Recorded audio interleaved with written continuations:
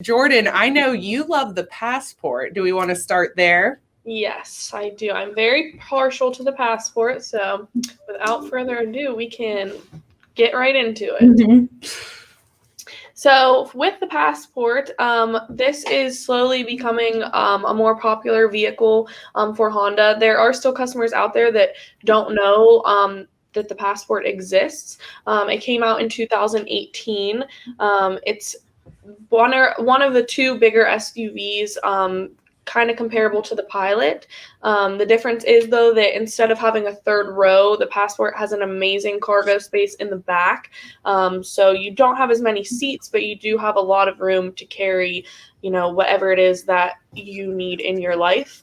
So this is slowly becoming really popular for people who, have their kids play sports, or, they even have a lot of groceries, things like that. Look at the cargo room in it. It's awesome. That's huge. Yeah, there's even a little cubby hole in there that you can use. Like, say you go get groceries and you only get a couple things, you can put them in there so that they aren't. Oh, we have our floor mat, our floor mat demo. So you can just put a couple things in there so everything's not flying around, in your trunk. You can kind of contain them. Does have an auto tailgate, so if your hands are full, hit that button and it will go up or down for you.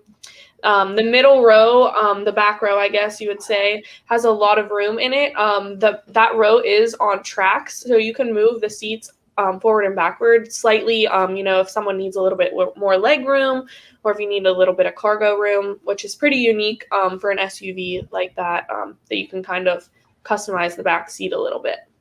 That back seat does look very comfortable and spacious. Yeah, it is really nice. And even in, some of the higher trim lines, you can even get heated back seats in it. So, if you care about your passengers being nice and toasty, you do have that option as well. Yep. Nice. The leather, I was to say the color of this vehicle from the outside and the inside, what's the coloring of it? So it is the Basque red. Is that what that color is? That might be the deep scarlet red is what they're going to call it on the Passport. Yeah. Yes, deep scarlet red with the beige interior. So with the beige leather interior. It's a really nice combo. People like that a lot. I'll say I really like the interior. Yeah, it's really nice. Is that the Greystone interior? Is it gray or beige? It's tough to tell from the camera. I know. I don't know if Brian's able to let us know. It looks like it's gray. So it's a gray interior. Sorry. Yep. Oh, and you can see the middle seat is flipped down. So you have 2 cup holders in there, but you also have 2 in each door. So you have 6 cup holders total in the back of the Passport. So that's really nice. If you have kids and they have water and a sippy cup, or if you go to Starbucks like me and you get 2 drinks because you can't decide, you have lots of places to put them. Yeah, and the Passport has the same engine as the Pilot does. So that's the nice thing about the Passport, bringing it out with Honda. Am I right, Jordan, in saying that it was kind of like a marriage between the two, the CR-V and the Pilot? So people wanted, something that was still a 5-passenger, had more power, had the V6 engine, and didn't have the third row. So that's what the Passport really offers. Yeah, it's awesome. There's a lot of times whenever I'll have a customer, I'm sure it's the same for you, and they come in and they're like, oh, I want to look at the Pilot. And I'm like, okay, do you have like kids or grandkids that people are going to be in that third row? And they're like, well, no, not really. I just want a bigger SUV. And then I'm like, have you ever seen the Passport? And they're like, no, what's the Passport? And I'm like, it's amazing. If, you don't have to worry about putting that back seat down because you already have the cargo space there and the back seat as well. So it works out well for a lot of people that, just don't need that third row. That happened with my girlfriend's friend came in and she wanted to look at a Pilot. It's the exact same thing that you just said. And she left with the Passport after I showed her. So people are seeing the value of the Passport. It's really an awesome car. Oh, yeah, definitely.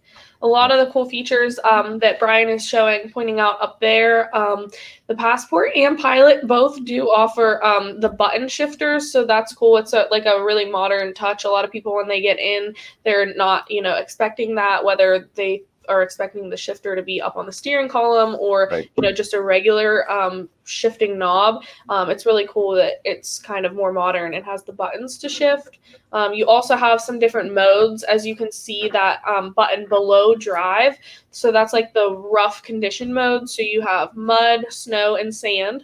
Now, obviously, I've never tested out mud or sand where we live, but I've definitely got a lot of use out of the snow mode. The Passport does have a little bit higher ground clearance, so this vehicle is amazing in the snow. Yep. And it also has that awesome center console. A lot of cars nowadays don't really have a center console like that, but it's really nice in the Passport that you have all that space. So whether you need to keep your stuff in there, your purse, stuff for your kids, whatever the case may be, you have. Wow, that's really deep. Yeah, it's really nice. So if you're like storage to hide your junk, there you go. Yeah. I know. Yeah, that's mostly what I use mine for. It's like I need a lot of storage. Yeah, get it out of sight, out of mind. Just hide it in there.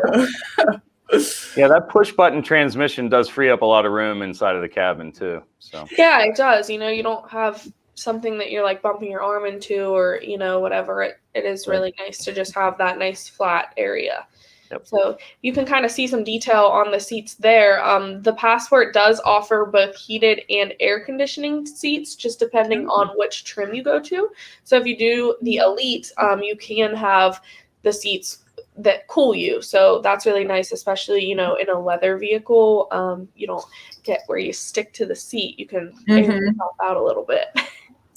Going back to the entertainment system. So does that have Apple CarPlay and Android Auto as well? It does. So it is compatible with both. The Passport, the trims for that go Sport, EXL, Touring, and then Elite. And they all are Apple CarPlay and Android Auto compatible. So they all have the bigger screen, the touch screen.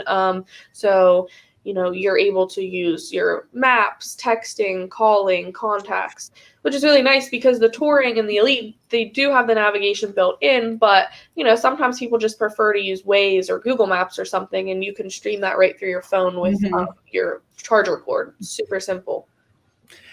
It looks like Jeffy, we have a question. He says, always curious, what happens if you accidentally spill liquid over the button shift? Any seals built in to avoid going through? That's actually a really good question. That is a good question. Justin, do you happen to know the answer to that? You know, that is a good question. I really don't know the answer to that. That is, I've never actually had that question asked. So here's what I think, and we can find out for sure. I think that it is sealed. I think that Honda and the industry has really, you know, kind of probably had that thought in their mind, you know, what's going to happen if something spills on here. I would think that it's sealed, but you know what? It's covered under the manufacturer's warranty. If anything did happen or, you know, anything did spill down there and it was, you know, keeping from pressing the button, whatever, you know, it's something that the dealership can take a look at. And, you know, it would, again, if it does mess anything up with that, which I highly doubt it would be covered. Good point. Very true. Yep. Now I know in my car I have an Accord and I have the brake hold button is a push button, and I've spilt stuff in there before, and I've cleaned it out the best I could. Kind of got an air can or whatever and sprayed it and cleaned it the best that I could, and I haven't had an issue with that button. So I would figure if I spilled something in there, I would definitely have an issue by now, and I don't. Yeah, very true. I mean, Honda is a great brand, you know, for families and things. So I'm sure they're probably prepared for spills and things of that nature. So I would also think that it's probably okay. And then we have another question from John. He asks, is the moonroof standard in the higher trims, or can you order one without a moonroof installed? So if you do the Passport Sport, that one, correct, Justin, does not have a moonroof. The Passport Sport, what adds the moonroof, you're going to get in the, I'm sorry, let me think here. I think it's the EXL that you're going to add the moonroof. Yeah, so if you did the Sport, and above. Wouldn't have one, and you wouldn't have to worry about that. I know not everyone is a fan of having a moon sunroof, so the Sport is an option, you know, if that's not something that you want to have. And you cannot have it added after or taken off. So it's not like a manufacturer where you can order something from the factory. Honda comes from the factory already the way it is. So, you know, every EX model, every EXL model, you know, the Sport model, for instance, for the Passport, they're going to be the same here as they are in Arizona, you know. Correct. Yep. Justin, just to ask you a question, you said, so the Passport is the marriage, did you say the Pilot and the CRV? Good, thank you. I'm sorry, I had No, you're okay. intel. Did you say it was the marriage of the Pilot and the CRV?